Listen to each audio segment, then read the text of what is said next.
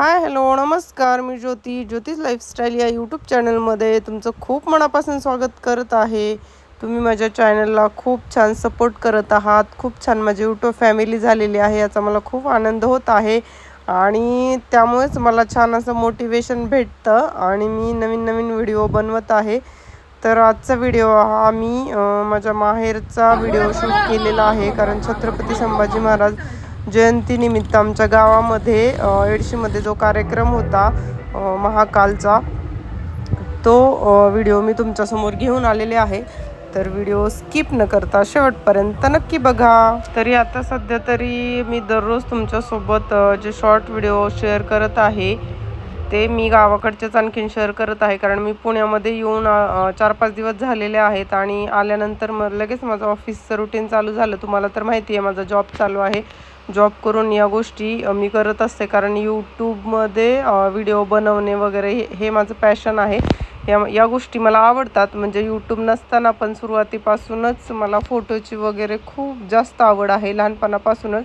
पहिले तर काय मोबाईल वगैरे या गोष्टी काहीच नव्हत्या.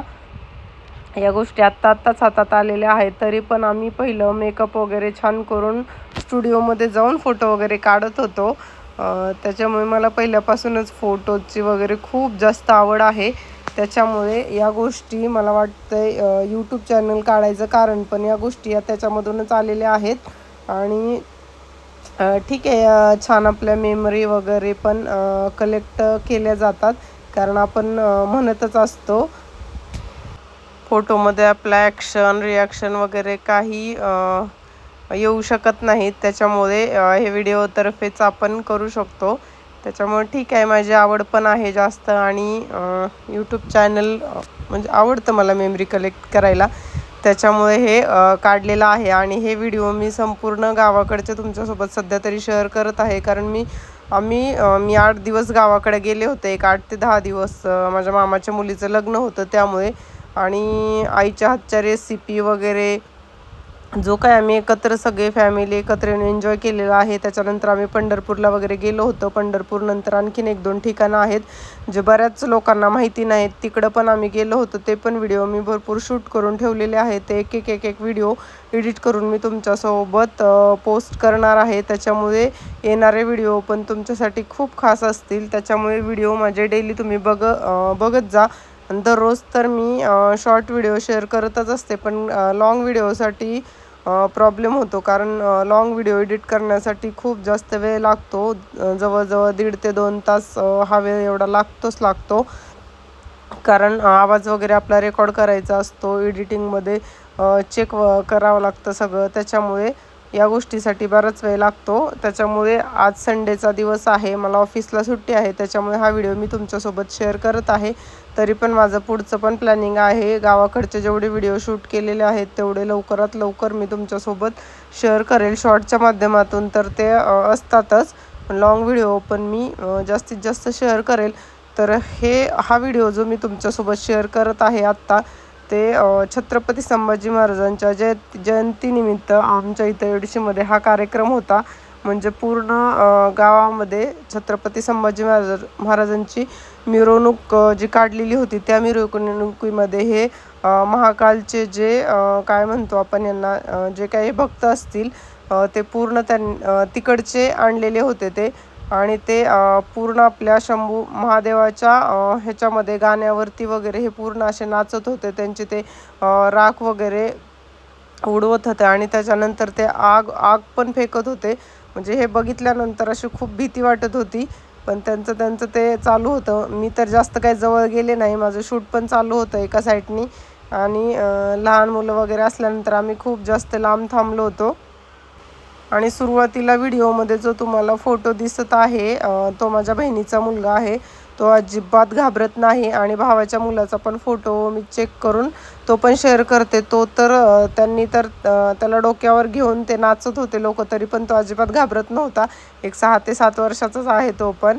म्हणजे मुलं अजिबातच घाबरत नाहीत. आणि त्यांचं ते अवतार बघून खूप जास्त भीती वाटत होती. त्यांच्या गळ्यामध्ये पूर्ण ते हाडांची माळ वगैरे होती. त्याच्यामुळे पण हे एडशीमध्ये पण यांनी जे फर्स्ट टाईमच आणलेलं होतं, कारण गावामधल्या लोकांना बघण्यासाठी पहिल्यांदाच होतं हे.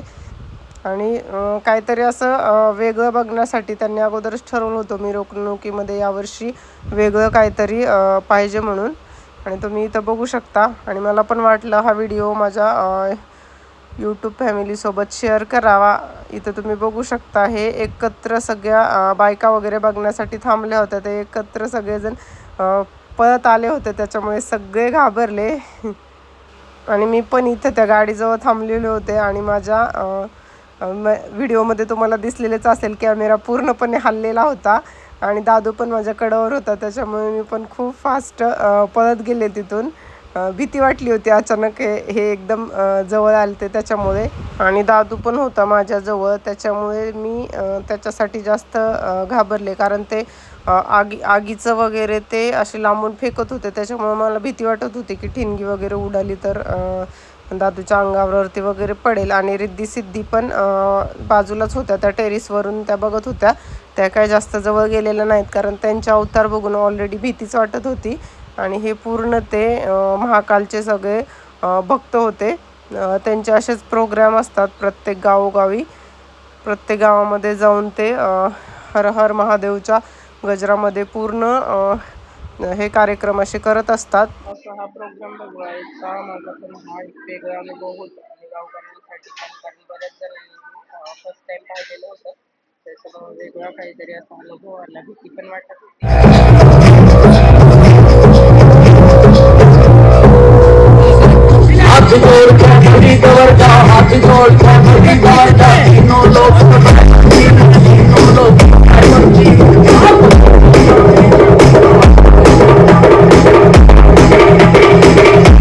यूट्यूबच्या नियमानुसार, यूट्यूबच्या पॉलिसीनुसार आपण लॉंग व्हिडिओमध्ये कुठल्याही प्रकारचे सॉन्ग वगैरे वापरू शकत नाही.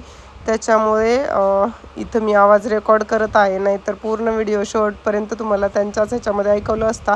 तरी पण मी अधूनमधून ऐकवते, कारण त्यांचे काही लिमिट्स असतात की तेवढंच ह्याच्यामध्ये तेवढ्या सेकंदामध्ये आपण ते सॉन्ग वापरू शकतो.